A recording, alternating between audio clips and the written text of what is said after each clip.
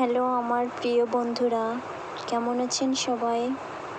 আমি আলহামদুলিল্লাহ ভালো আছি। আমার আম্মু আমাকে এই পিঠা বানিয়ে খাওয়াইছে, তাই আমি আপনাদের মাঝে শেয়ার করলাম। কে কে এই পিঠা চেনেন আর আপনাদের আঞ্চলিক ভাষায় এই পিঠার নাম কি, কমেন্ট করে জানাবেন। এই পিঠা আর মাংস ঝোল অনেক মজা লাগে। কে কে খেয়েছেন বলে যাবেন।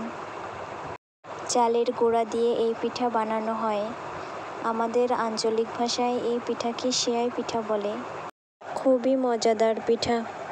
চালের গুঁড়া গরম পানিতে সিদ্ধ করে আটা বানানো হয়, তারপরে এই যে গোল গোল করে দলা বানিয়ে পরে এই যে রাইস কুকারে গরম করা হচ্ছে। আমি একটু হাত দিয়ে দেখতেছিলাম কতটা গরম হয়েছে, কিন্তু আমার হাতটা পুড়ে গেল।